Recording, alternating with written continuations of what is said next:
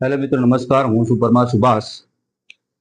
પરમ શુભ online એકેડેમીની અંદર આપ સર્વ વિદ્યાર્થી મિત્રોનું હાર્દિક સ્વાગત છે. 15મી ઓગસ્ટ 80મા સ્વતંત્ર દિનની આપ સર્વ વિદ્યાર્થી મિત્રોની હાર્દિક શુભેચ્છાઓ પણ છે. આજે વિદ્યાર્થી મિત્રો આપણે ગુજરાતી વ્યાકરણની અંદર બીજો ટોપિક છે અલંકાર. અલંકાર વિશે આપણે વિસ્તૃત ચર્ચા મેળવીએ. અલંકાર એટલે શું? અલંકારનો સામાન્ય અર્થ થાય છે આભૂષણો. સામાન્ય અર્થ થાય છે આભૂષણો. અલંકારના પ્રકાર કેટલા છે? તો અલંકારના પ્રકાર આપણે કેટલા છે? બે છે. કયા કયા છે? એક શબ્દ અલંકાર અને બીજો છે અર્થ અલંકાર.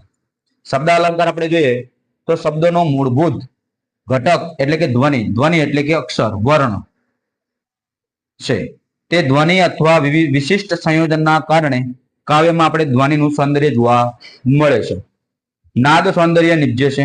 આ વિશિષ્ટ સંયોજનને કારણે ચમત્કૃતિ પણ સદાય છે અને આ બધાને કારણે કાવ્યના સૌંદર્યમાં વધારો પણ થાય છે. ત્યારે તેને શબ્દાલંકાર, શબ્દની અંદર વધારો થાય, શબ્દની અંદર સારું આપણે સૌંદર્ય ઉત્પન્ન થતું હોય ત્યારે આપણે શબ્દ અલંકાર કહેતા હોઈએ છીએ. આ શબ્દ અલંકાર ના આધાર શબ્દ હોવાથી પંક્તિમાં એક શબ્દને સ્થાને અન્ય શબ્દો પણ પ્રયોજાતા તેનું સૌંદર્ય હણાઈ જાય છે. અહીંયા શબ્દ અલંકારની અંદર શબ્દનું વિશિષ્ટ સ્થાન છે, શબ્દનું મહત્વ છે. જો શબ્દ આપણે હણી દે, શબ્દની સ્થાને બીજો શબ્દ મૂકી દે તો આખો અર્થનો અનર્થ થઈ જતો હોય છે અને એ હણાઈ જતો હોય તો એનું સૌંદર્ય. શબ્દ અલંકારના પેટા પ્રકાર, શબ્દ અલંકાર આપણે પ્રકારો જોઈએ તો એક છે વર્ણાનુપ્રાસ અથવા વર્ણાનુપ્રાસ અલંકાર. એને બીજી રીતે કહેવાય વર્ણ સગાઈ અલંકાર અથવા એને કહેવાય અનુપ્રાસ અલંકાર. શબ્દાનુપ્રાસ અલંકાર અથવા એને કહેવાય યમક અલંકાર. અંતપ્રાસ અલંકાર એને કહેવાય પ્રાસ સાંકળી અલંકાર. અંત્યનુપ્રાસ અલંકાર એને કહેવાય છે પ્રાસાનુપ્રાસ અલંકાર. આ ચાર પ્રકારો છે. તો ચારેય પ્રકારોને આપણે વિસ્તૃત સમજૂતી મેળવીએ. પહેલો અલંકાર છે વર્ણ સગાઈ અલંકાર. વર્ણ સગાઈ અલંકાર, વર્ણાનુપ્રાસ અલંકાર આપણે જોઈએ. વર્ણ એટલે અક્ષર, અનુપ્રાસ એટલે પૂર્ણાવર્તન. હવે એકનો એક વર્ણ અક્ષર વારંવાર પંક્તિ કે કથનમાં પુનરાવર્તન પામે. એકનો એક અક્ષર આપતો, એકનો એક વર્ણ પંક્તિ કે કથનની અંદર શું થતું હોય? પુનરાવર્તન થતું હોય. ત્યારે તેના કારણે વાણીમાં ચમત્કૃતિ, સૌંદર્ય અને માધુર્ય આવે છે. ત્યારે વર્ણાનુપ્રાસ અલંકાર બને છે. ખાસ તમારે નોંધ એ રાખવાની, વાક્ય કે પંક્તિમાં શબ્દની શરૂઆતનો જ અક્ષર તમારે શું લેવાનો આવશે? ધ્યાનમાં લેવો. વાક્ય કે પંક્તિની અંદર શરૂઆતનો અક્ષર તમારે શું લેવો? ધ્યાનમાં લેવાનું આવશે. અને તે અક્ષર વર્ણ ઓછામાં ઓછો કેટલા વખત? 3 વખત આવવો જ જોઈએ.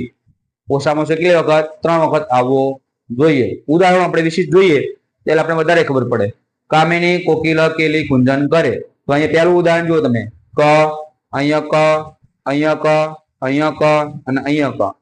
3 કરતા વધુ વખત અક્ષર ક આવે છે. બીજું ઉદાહરણ જોઈએ. સાગરે ભાસતી ભવ્ય ભરતી. તો ભા અહીંયા ભ, અહીંયા ભ અને અહીંયા ભ. 3 કરતા કેટલી વખત આવે છે? વધુ વખત આવે છે. ત્રીજા નંબરે જો પીગળે પીગળે પડસાયા પહાડ. તો અહીંયા પ શરૂઆતની અંદર, પ શરૂઆતમાં, પ શરૂઆતમાં, પ શરૂઆતમાં 3 કરતા વધુ વખત આવે છે. ચોથા આપણે જોઈએ સુયોગ અણમોલ સુંદર સુહાગી માંગલ્યનો. તો અહીંયા તમે જો સો, અહીંયા પણ સો અને અહીંયા પણ સો. કેટલી વખત આવ્યો છે? 3 વખત આવ્યો છે. 5મા નંબરનું ઉદાહરણ જો તમે. બે પાપણ પરે પરોઠે પોઢીને પલભર. તો અહીંયા તમે જો પા, પ, પ, પ, પ 3 કરતા વધુ વખત વર્ણ જોવા મળે છે. કેટલી વખત? 3 કરતા વધુ વખત વર્ણ જોવા મળે છે. એટલે આપણે એને કહીએ છીએ વર્ણ સગાઈ અલંકાર. તો વિદ્યાર્થી મિત્રો, આ હતા આપણા અલંકાર. અલંકાર ની અંદર હજુ આપણે શબ્દ અલંકાર અને અર્થ અલંકારના આપણે પ્રકારો જોવાના છે, વિશ્વ સમજૂતી મેળવવાની છે. તમને વિડીયો ગમે તમારા વિદ્યાર્થી મિત્રો સુધી શેર કરો, લાઈક કરો અને સબસ્ક્રાઇબ કરવાનું ભૂલતા નહીં. જય હિન્દ, જય ભારત.